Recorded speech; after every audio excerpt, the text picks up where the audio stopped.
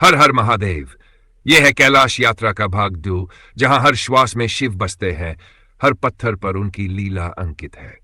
इस दिव्य यात्रा में हमारे साथ चले और चैनल को सब्सक्राइब करना न भूलें। नमः शिवाय। एक अत्यंत रहस्यमय तथ्य यह है कि कैलाश पर्वत की परिक्रमा के दौरान यदि किसी यात्री की मृत्यु हो जाए तो उसके शव को वहीं नहीं रखा जा सकता।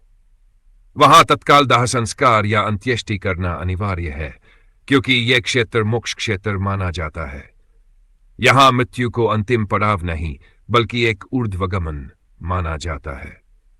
तिब्बती लोग कहते हैं कि अगर कोई व्यक्ति कैलाश की छाया में मरता है तो उसकी आत्मा सीधा शिवलोक या निर्वाण को प्राप्त कर लेती है। वहां की भूमि इतनी पवित्र है कि मृत शरीर सड़ता तक नहीं। यह एक रहस्य है जो वैज्ञानिक समझ से परे है। एक अत्यंत रहस्यमय तथ्य यह है कि कैलाश पर्वत की परिक्रमा के दौरान यदि किसी यात्री की मृत्यु हो जाए तो उसके शव को वहीं नहीं रखा जा सकता। वहां तत्काल दाह संस्कार या अंत्येष्टि करना अनिवार्य है, क्योंकि यह क्षेत्र मोक्ष क्षेत्र माना जाता है। यहां मृत्यु को अंतिम पड़ाव नहीं बल्कि एक ऊर्ध्वगमन असेंशन माना जाता है। तिब्बती लोग कहते हैं कि अगर कोई व्यक्ति कैलाश की छाया में मरता है तो उसकी आत्मा सीधा शिवलोक या निर्वाण को प्राप्त कर लेती है।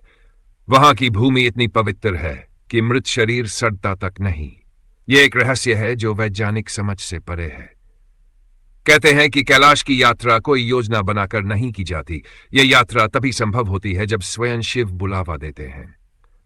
कई भक्तों ने बताया है कि उन्हें शिव का स्वप्न में दर्शन हुआ या कोई दिव्य संकेत मिला, जिसके बाद उनकी कैलाश यात्रा संभव हुई। यह एक सामान्य यात्रा नहीं बल्कि आत्मिक परीक्षण है। जो लोग झूठ, अहंकार या लोभ के साथ इस मार्ग पर चलते हैं उन्हें अड़चनें आती हैं। कभी मौसम बिगड़ जाता है तो कभी शरीर साथ नहीं देता। पर जो प्रेम, श्रद्धा और समर्पण से शिव की ओर बढ़ते हैं उनके लिए रास्ते खुद ब खुद खुलते जाते हैं। इसलिए कैलाश को केवल आंखों से नहीं हृदय से देखा जाता है। मानसरोवर झील से जब कोई कैलाश पर्वत को देखता है तो उसमें उसका प्रतिबिंब अत्यंत रहस्यमय रूप में दिखाई देता है। कभी कभी यह प्रतिबिंब असल पर्वत से बड़ा लगता है और कभी तो पूरा पर्वत ही अदृश्य हो जाता है। यह एक दार्शनिक संकेत माना गया है। जो बाहर है वह भीतर है। साधक इसे ज्ञान की दृष्टि से देखते हैं। असली कैलाश हमारे अंदर है, हमारे चेतन और अवचेतन के बीच। जब तक हम अपने भीतर के अंधकार को पार नहीं करते तब तक बाहरी पर्वत को केवल पत्थर ही समझेंगे। परंतु जब अंतर में प्रकाश फैलता है तब कैलाश स्वयं सामने प्रकट हो जाता है, बिना बुलाए, बिना यात्रा के। कैलाश पर्वत को कालातीत कहा जाता है, समय से परे। यहां जो साधक गहन ध्यान में बैठता है उसे समय का कोई भान नहीं होता। एक साधु ने बताया कि वह केवल 3 दिन ध्यान में बैठा था, लेकिन जब वापस लौटा तो पता चला कि 3 वर्ष बीत चुके थे। इस पर्वत पर टाइम डायलेशन जैसी घटनाएं होती हैं जो अल्बर्ट आइंस्टीन के सापेक्षता सिद्धांत से मेल खाती हैं। जब आप इस पर्वत के करीब जाते हैं तो समय धीमा लगता है और दूर जाने पर तेज। यह कोई साधारण घटना नहीं बल्कि यह दर्शाता है कि यह स्थान भौतिकी के नियमों से परे किसी और आयाम में स्थित है। आखिर में जब कोई कैलाश पर्वत के दर्शन करता है तो एक मौन संदेश मिलता है, शांति, मौन और आत्मसमर्पण। वहां शब्दों की जरूरत नहीं होती, न वहां शोर है, न मांग, न प्रदर्शन। वहां केवल एक मौन शिव विराजमान है जो कहते कुछ नहीं पर हर उत्तर देते हैं। कैलाश पर्वत हमें यह सिखाता है कि सबसे महान ज्ञान मौन में छिपा होता है। सबसे गहरा सत्य वही है जो कहा नहीं जा सकता। जब तक हम भीतर से निर्मल नहीं होते कैलाश हमें केवल एक चट्टान जैसा दिखता है। परंतु जब भीतर शिव का आलोक जलता है तब कैलाश एक जीवित देवता बन जाता है जो सृष्टि की हर बात जानता है, पर केवल उसी को दर्शन देता है जिसे वह चाहता है। कैलाश पर्वत के आसपास के क्षेत्रों में कई साधु, तीर्थयात्री और तिब्बती लामाओं ने इस बात का दावा किया है कि उन्हें वहां अदृश्य योगियों की उपस्थिति महसूस हुई है। इन योगियों को देखा तो नहीं जा सकता, लेकिन जब कोई ध्यान में बैठता है तो उनके आसपास दिव्य ऊर्जा का अनुभव होता है, जैसे कोई उच्च चेतना वहां साथ बैठी हो। कुछ साधक कहते हैं कि योगी हजारों वर्षों से शरीर के परे रहकर तपस्या कर रहे हैं। ये न तो खाना खाते हैं न सांस लेते हैं।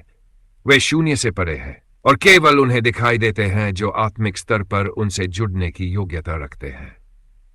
कई यात्रियों ने यह रहस्यपूर्ण अनुभव साझा किया है कि आधी रात के समय जब आसमान में चांद पूरी तरह प्रकट होता है, कैलाश पर्वत की चोटी से एक स्वर्णिम आभा निकलती है। यह प्रकाश किसी कृत्रिम चीज का नहीं होता, न ही किसी उल्का या चंद्र प्रकाश का प्रभाव होता है। स्थानीय मान्यता है कि यह स्वयं भगवान शिव का आभामंडल है, जो तब प्रकट होता है जब वह ध्यान से बाहर आते हैं और ब्रह्मांड को अपनी दृष्टि से देखते हैं। कुछ साधक इस प्रकाश में बैठकर ध्यान करते हैं और कहते हैं कि यह अनुभव मोक्ष की अनुभूति के समान होता है। कैलाश क्षेत्र में कई पत्थर ऐसे पाए गए हैं जिनमें अजीब आकृतियां, यह संकेत और तरंगें खुदी हुई हैं। यह न तो प्राकृतिक प्रतीत होती है और न ही इंसानी हस्तक्षेप का प्रमाण है। कुछ शोधकर्ता मानते हैं कि ये प्राचीन संकेत शब्दों की जगह ऊर्जा को संप्रेषित करने वाले कोड हो सकते हैं। कहते हैं कि जो व्यक्ति इन पत्थरों को छूता है उसके मन में अनायास कुछ विचार आने लगते हैं, जैसे कोई संदेश दिया जा रहा हो। यह कंपन आधारित संचार, वाइब्रेशनल कम्युनिकेशन का सबसे अद्भुत रूप माना गया है और शायद यह शिव की मौन भाषा का ही रूप हो। कुछ वैदिक और तांत्रिक ग्रंथों में वर्णन मिलता है कि कैलाश पर्वत के नीचे एक अदृश्य तल लोक स्थित है, जिसे केवल सिद्ध साधक या दिव्य आत्माएं ही देख सकते हैं।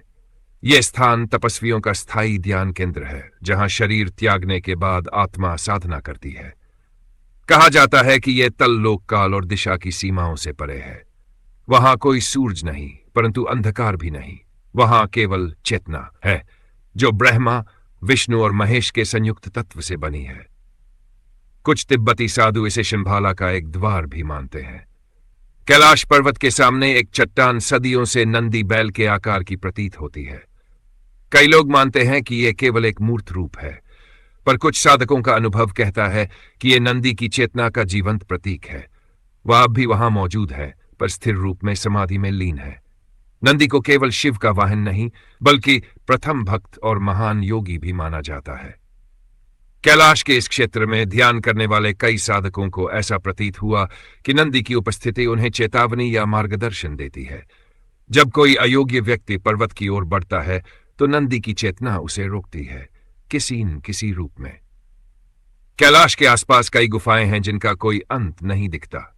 ये गुफाएं साधारण रूप से पत्थरों से बनी प्रतीत होती हैं, लेकिन जब कोई भीतर प्रवेश करता है तो उसे समय का कोई बोध नहीं रहता।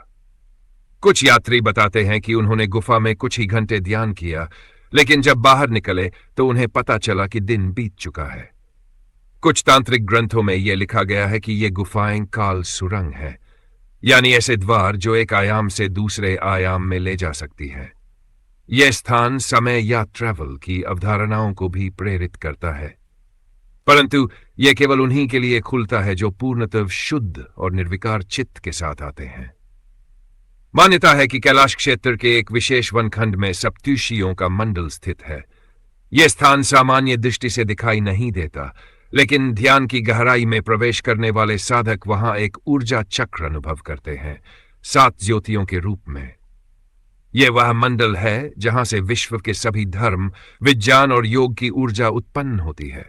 कुछ योगी बताते हैं कि जब वे इस मंडल के समीप ध्यान करते हैं तो उन्हें एक दिव्य संवाद सुनाई देता है, जैसे सप्तर्षि आपस में चर्चा कर रहे हों।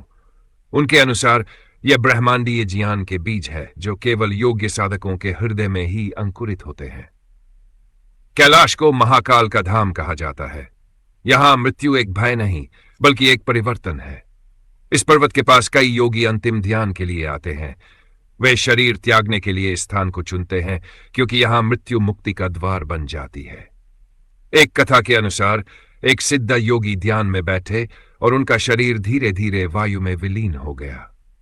वह किसी समाधि स्थल में नहीं, बल्कि इस धाम में अंतर्ध्यान हो गए, बिना किसी चिह्न के।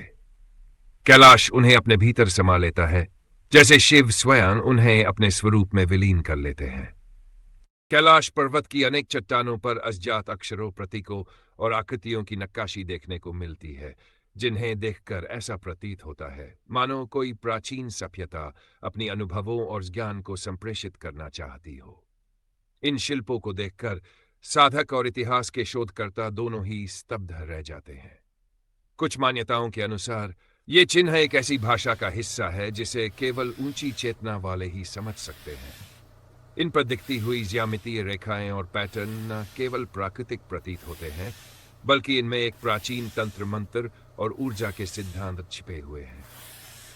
स्थानीय विद्वानों का कहना है कि यह भाषा शिव के रहस्यों और उनके अंतर्ज्ञान का प्रतिफल है। इन चिन्हों का स्पष्टीकरण करने का प्रयास करते हुए कुछ तांत्रिक ग्रंथों में उल्लेख मिलता है कि ये संकेत उस ऊर्जा के स्रोत को दर्शाते हैं जिसे हर जीव आत्मिक यात्रा में छूता है। यहाँ आने वाले तीर्थयात्री अक्सर इन्हीं चिन्हों को देखकर अपने जीवन की गहराइयों तक पहुंचने का संदेश समझते हैं। यह भाग हमें याद दिलाता है कि कैलाश न केवल बाहरी सुंदरता का प्रतीक है, बल्कि एक प्राचीन संदेशवाहक भी है। एक ऐसा संदेश जो समय के साथ संपृक्त रहस्यों को अब भी जगत में प्रकट करता है। कैलाश पर्वत के चारों ओर की वायुमंडलीय स्थितियां भी अत्यंत अद्वितीय हैं। यहां अक्सर ऐसी घटनाएं देखने को मिलती है जहां हवा का प्रवाह मानो किसी अदृश्य शक्ति से नियंत्रित होता हो।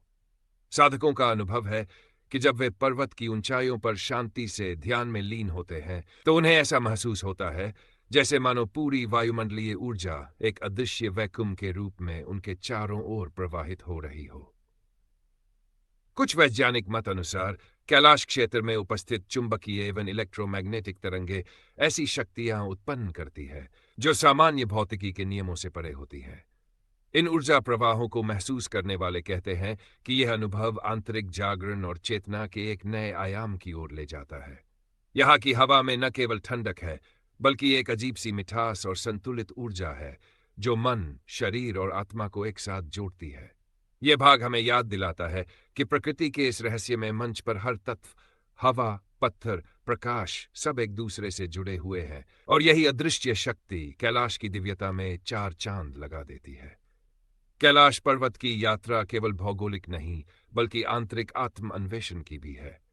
यहां आते ही यात्रियों के मन में अनगिनत सवाल उठते हैं और वे स्वयं से गहरे संवाद में उलझ जाते हैं।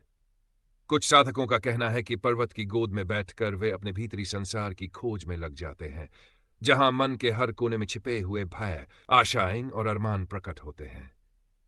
इस यात्रा में बाहरी रूप से अदृश्य परंतु आंतरिक रूप से स्पष्ट चित्र उभरते हैं, जिनमें व्यक्ति के अतीत, वर्तमान और भविष्य के अनुभव एक साथ मेल खाते हैं। प्रकृति के इस साक्षात्कार से व्यक्ति अपने आप को पुनः प्राप्त करता है। यहाँ की पवित्र वायुमंडलीय ऊर्जा, शांत झीलों का प्रतिबिंब और चट्टानों पर खुदी पुरानी कथाएं सभी मिलकर व्यक्ति को उस आत्म साक्षात्कार के मार्ग पर अग्रसर करती है जहां स्वयं उसका स्वरूप प्रकट हो जाता है। यह भाग हमें प्रेरित करता है कि असली यात्रा बाहरी दुनिया से नहीं, बल्कि अपने अंदर के अंत गहराइयों से होती है। जब अंतिम चरण तक कैलाश पर्वत की यात्रा पूरी होती है तो यात्री महसूस करते हैं कि यह केवल एक भौतिक यात्रा नहीं थी, बल्कि आत्मा की अनंत यात्रा थी।